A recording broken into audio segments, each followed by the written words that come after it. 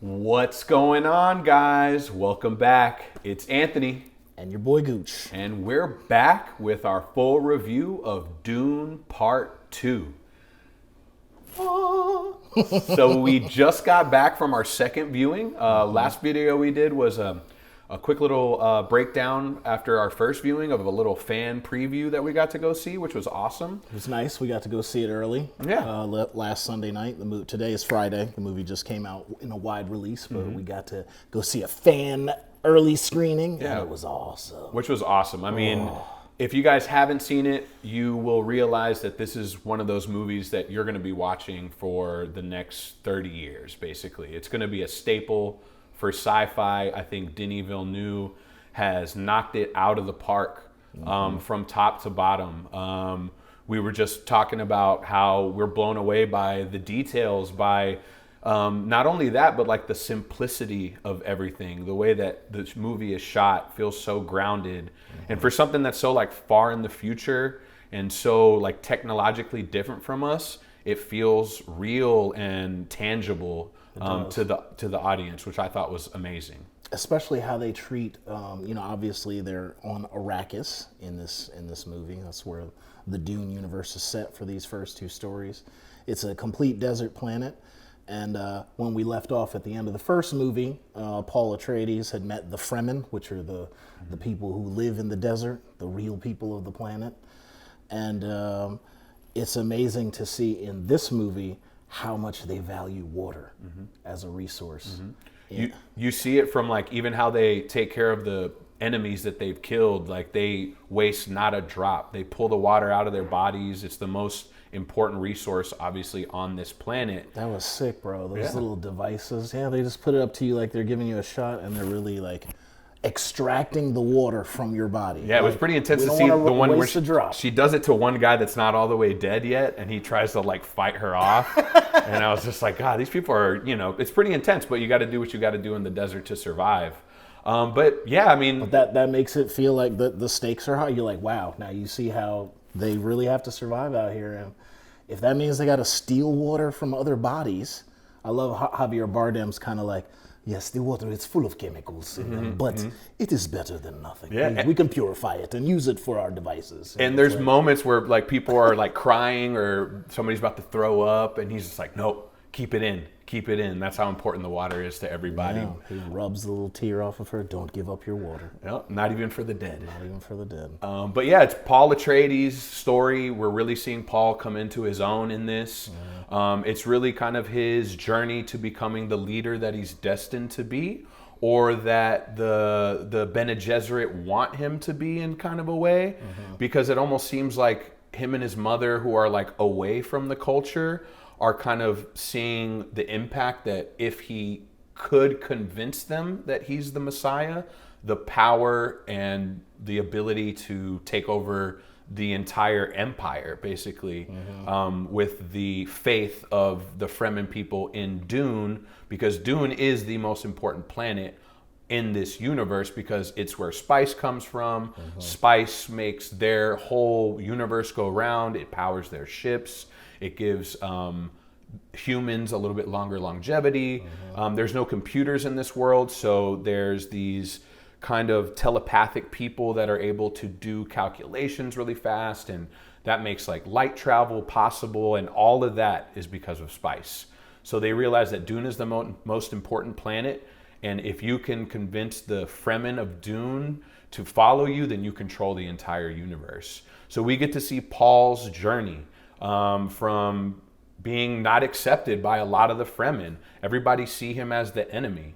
I think in the lore, their idea of who the Messiah is supposed to be a Fremen person, like somebody born on that planet. But obviously, because Paul is from a different planet, he's an Atreides, he's an outsider. But he's checking off all the boxes of what the Messiah should be. One of them being riding a sandworm, which turns into probably the most amazing sequence out of this entire movie, which absolutely blew us away. Yeah. And now that we've seen it for the second time, I think I have a much bigger appreciation of it. first time around, we were like, is that CGI? Like, is this in camera? And after doing a little bit of research, you realize that entire sequence is done in camera. Obviously, there's probably a little bit of CGI, but there was like a worm unit. They were shooting that probably 2-minute segment for about 3 months. And all that work that they put in it really shows.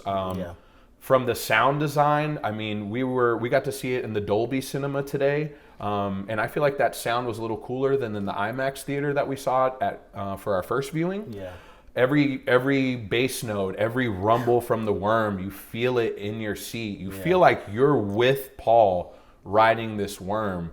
You know, the scene starts with him putting the thumper into the sand dune, and he's got to adjust his little spot where he's putting it to put it in the right place, but he knows he's doing it on his own. He's doing all the right things. The thump, then you see the Fremen are kind of joking with him, like, make sure you get a big one, like, you know, and in their mind, they're like, oh, he's probably going to get a normal worm, you know, like everybody else. And then once the thumps go a couple times, you see out in the distance this blast of sand that is the size of a mountain. And then you can see from Javier Bardem's character's reaction, like, he's like, "Oh no, I didn't mean for it to be something this big." He got a grandfather worm. That's what they say. So, and then the scene comes, the worm comes, but Paul is unshaken. Like, he knows that this is what he's supposed to do. And then I think my favorite part of that sequence is once the worm breaks the dune that's right next to Paul. Obviously the dune's falling apart. Paul is trucking along, and then you get this kind of cool perspective over the shoulder feel of him just falling down into this sand, not knowing what he's grabbing onto, just swinging, just hoping that he lands on the worm.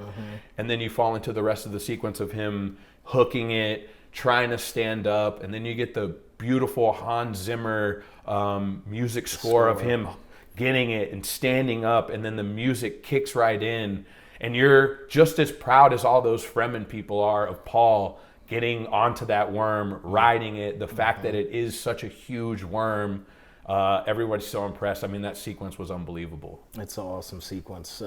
Brilliantly edited. Like I said, now that we've seen it a couple of times, it's completely constructive. That's what we call constructive filmmaking, because it's just a bunch of shots that add. Every little bit adds to it. Like, you see him put the thumper into the ground. And then you see him walk out. He moves up into the frame. He's looking. Cut to the Fremen. The Fremen are looking at him. They're like, what's going to happen? Just the suspense is built up so well.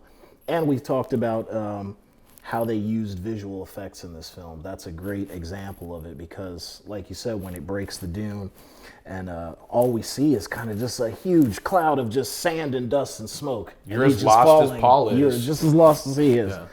And you know, a lot of films try to make everything look so photorealistic that they forget how things would actually look on camera if you were actually filming the real thing happening. If there was really a worm going through, it wouldn't be super clear and pristine and you see all the details. That's what you would see. Just clouds of sand and smoke, and you're just like, oh my God. So that really does engross you into that moment, right? Yeah, and I love that about Denis Villeneuve, like that restraint to make sure that every camera angle, even if it's a fully CGI shot, is something that a human could have possibly shot. And subconsciously, I think that does something to you that makes it, like I said at the beginning, it feels tangible, it feels real, it feels like you could go to Arrakis and you could see these environments and you could see these, you know, different, you know, battles, and you could see these different monsters, and you can see all these things. Everything just feels so real from the bottom to the top of the entire movie. But yeah, it's Paul Atreides' story. So he finally gets to the point where the Fremen are really accepting him. He goes through a ritual where he drinks the water of life, which his mother also does. His mother becomes the Reverend Mother, which is all part of this prophecy. So this Messiah is supposed to be born of a reverent mother. So they kind of are filling in all the blanks. And then Paul gets the opportunity to drink the water of life. He's been having these visions. So they're on Dune. There's spice everywhere. If you're not used to spice, it kind of hits you like mushrooms or like a LSD kind of a situation. It kind of puts you in an altered state of mind. So he's been seeing these visions, but they're not clear to him. And his mother realizes that he has to take this water of life to see these visions clearly. And because they say in the prophecy, because they also say that only a woman can handle drinking this. So in their history, no man has ever drank Survived it. But in the prophecy, they're like, the guy who was the one, he can drink He'll it. be able to do it. And then another part of the prophecy is he needs the waters from the river, the desert spring, and that is Zendaya's character's like Fremen secret name. And she's like, I hate that name because it's part of a prophecy that I don't really believe in. So on the Fremen world, there's Fremen that are super ideological, like they definitely follow the prophecy, they're super religious, and then there's some that are kind of like, this is kind of bullshit, like we don't really believe this kind of stuff. But based on what Paul is doing, it's almost like you can't deny him anymore, you know? So Zendaya is able to wake him up with her tear, the water from the spring of the desert. He wakes up. She realizes that, holy crap, like this guy's probably it. But in the moment, she's also really pissed off at him because she thought he was dead. And she slaps him, goes about her way. And it kind of shows her rebellious nature, I guess, because we do get another moment towards the end where she's like, you know, F off, I'm going to be gone and go do my own thing. But yeah, so Paul gets the thing and he's able to see the future clearly, and that clear path is a path of destruction. Javier Bardem's character is such a central character in this movie. This movie picks up literally right where the first one leaves off. Literally. At the end of the first movie, Paul has killed Jamis in battle. And they're like, wow, well, if you took him out, you can come with us. You'll come back to our camp. So we pick up right there where they're going in. And so you get to learn from the beginning as he arrives there that they're the Fremen from the north who are more practical, and then they're the Fremen from the south who are fundamentalists, who are very religious. And Javier Bardem is one of the leader of those people. So he believes very strongly in this prophecy, and he really believes he's the one. And so you see the themes of religious fanaticism in this film and how it can really push people. And you start to wonder, you're like, is the prophecy bullshit?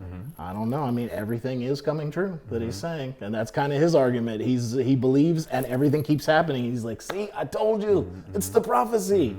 And another shout out to Javier Bardem. He was the funniest part. And you wouldn't think that Dune is funny, but there was like 4 or 5 really, really like moments where like you could hear the theater kind of break out into laughter. One of them being like, Paul's like, no, I'm not the Messiah. And then Javier takes his little group of guys around the corner. He's like, isn't that what the Messiah would say? What a Messiah move of him to say that he's not the Messiah. But yeah, and it's parallels to our world, you know, how religious fanaticism can really control the masses. And you can see throughout history how that has been true. And I love that parallel. Because another way to kind of ground it and make it feel like it could be in our world or it could be something tangible to us, it's a very powerful thing. One of the funniest moments of watching the first one was there's a line in the movie where the emperor is talking to his daughter, and they're talking about how this like little messiah on this little planet could be so powerful. And she says, you underestimate the power of faith. And we had a funny moment where a lady that was with us gave us the good old and in my mind I was just like, I don't think that line really meant what you think it means. I think it's more of a dig of like the power of like using religion to control people and how powerful that can be.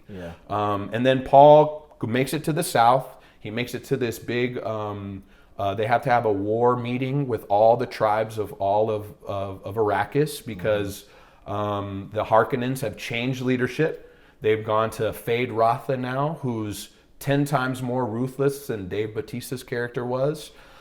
He destroys their most sacred place where all the waters of all the most important dead Fremen are supposed to be resting forever. He absolutely bombards that whole kind of edifice that it was. It was kind of hidden in a rock. In the mountain, and he just blasts it, and all the Harkonnens are loving it. They're like, yeah, we're melting rock right on top of these rats. They continually refer to the Fremen as rats. So this essentially becomes a war in the film. Early on, Paul decides that the only way that this is going to work is if we can disrupt their production of the spice. So the Harkonnens are here. They're going to try and go all over the desert and harvest all the spice, but we're the masters of the desert. we got to get out there and we will destroy their operations. And they do. There's all these scenes of them going out and just getting into these amazing battles and just kicking the Harkonnens' ass. I know, and they're so like guerrilla warfare, like popping out of the sand, hiding, and like using their weapons to the best of their abilities. Obviously, the Harkonnens are way more locked and loaded than the Fremen people are. They have these huge machines, they have all these weapons, they have all these soldiers, but the Fremen are putting up a fight. So much of a fight that the whole leadership had to change because Dave Bautista's character couldn't handle the planet anymore. He was just getting more and more of a loose cannon, and he was more destroying his own like colonels and stuff than he was the Fremen people because he was so kind of at odds with what was going on. But then you get to the War Council. You get to see Paul really take control of the Fremen people. He's drank the water at this point. He sees the future clearly, and he understands what path he has to walk down.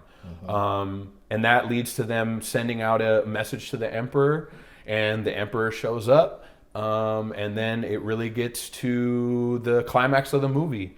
Paul says that he knows that the Emperor is the one that put the order to kill his family.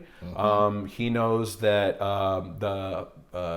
the Harkonnen leader is his actual grandfather. He finds out all these truths. Big reveal. Yeah, so a little Game of Thrones, like everyone's related kind of situation. I think that came through his mother. She saw that vision first. She saw that she was his baby. Yeah, and she didn't even know like, that "Oh either. my She's like, God." I didn't realize that until I had drank the water and the truth had been revealed to me. Stellan Skarsgård's creepy character, which Yeah, I mean, so it's creepy. incredible the way they render him in these movies. Those like oil baths he's always Oh, in, like just God. give him such a like intense presence, and he's such like a big old like fat Huge. like floating thing. Floats everywhere. It's such a unique character. It's wild. Super cool character But design. she sees the vision and realizes, oh my God, I'm his daughter. Yeah. But they use that to their advantage. They're like, all right, well, now we have to be Harkonnens too. Right. And that's what it turns to. They got to go and take care of business with violence, and they realize that. So they get the Emperor. He confronts him, and he's like, is it you, or are you going to send a champion? And obviously Fade Rotha is the champion that he's going to have in the fight. So Fade Rotha is our new character in this movie. As he said, Dave Bautista's character was tasked by the Harkonnens to run the planet, to harvest all the spice. And like we said, him and his people are getting their ass kicked. Every time they go out, they end up destroying their machines and messing up their whole operation. So Mr. Harkonnen decides, well, I'm bringing in my nephew, Fade Rotha, played by Austin Butler. And Austin Butler does a fantastic job in this role. You've never seen young Austin Butler in anything like this. He's wild. He's just got this crazy energy to him, and he looks crazy too. Yeah, I mean, super unhinged. Unhinged, His voice, like what he delivered for the character, I think was perfect.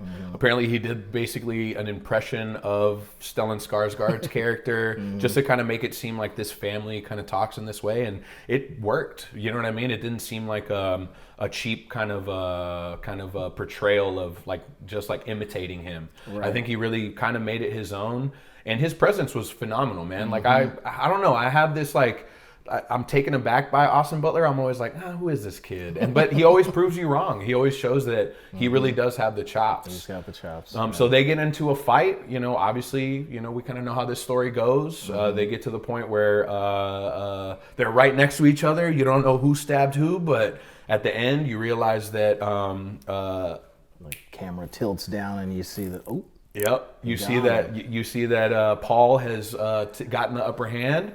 So that was his champion. So now Paul's like, I'm the emperor. I'm going to take your daughter as my bride so we can join our families.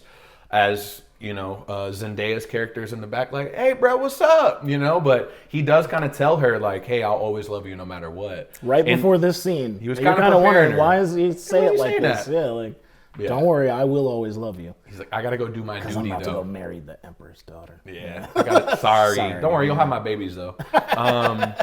But yeah, so the movie ends and the mom says kind of like the mic drop, now we're here for the Holy War because all the other factions, bunch of factions you guys haven't seen yet, And stay tuned, because some of these races of people from other planets, you thought the Harkonnens were crazy. Just wait till you start meeting some of these other people.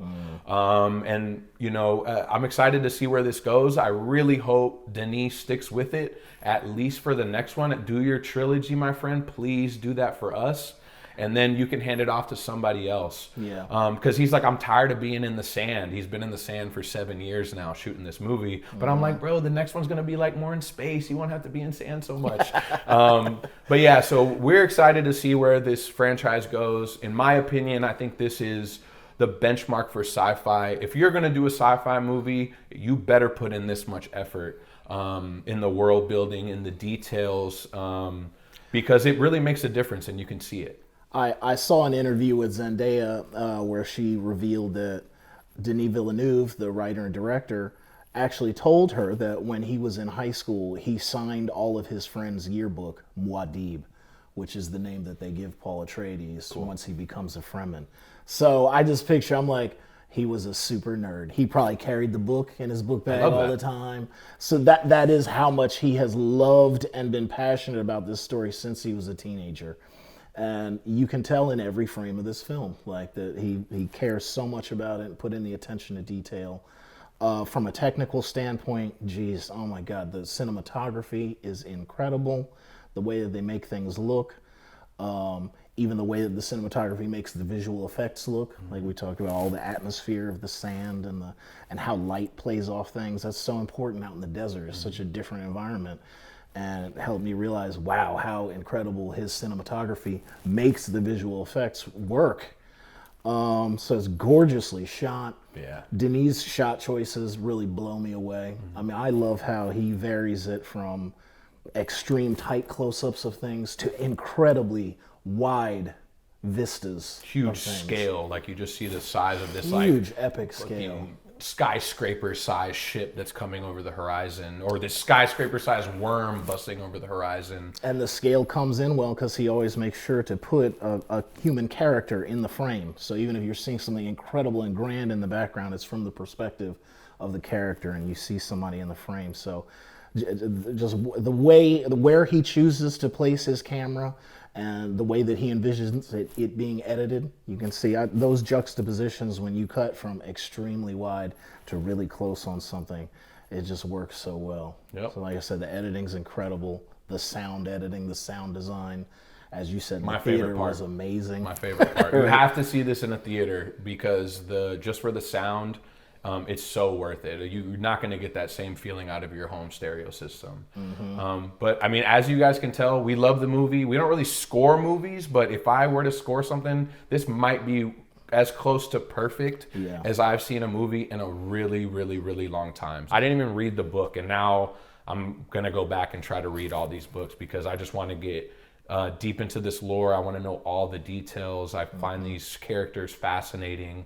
I find this world amazing. Thank you, Frank Herbert, for putting this out into the world. It's been incredible. This movie's incredible. Wish you were around to be able to see it. Because I imagine this is probably what was in that man's head. Like, it's so beautiful. But at the end of the day, it was an amazing movie, guys. You definitely need to go check it out. 5 stars, 2 thumbs up. 5 stars, 2 However thumbs you up, like to 10 rate points, it. 10 out of 10, all of that. But thanks so much for sticking with us, guys. We appreciate you watching. Please put a little comment. Tell us what your favorite part was. Stay tuned. We're going to be doing a couple more reviews here. There's some other cool movies coming out, some cool TVs. So we will be back. So thanks so much for watching, guys. I'm Anthony. And I'm Gooch. Catch you next time, y'all. Peace.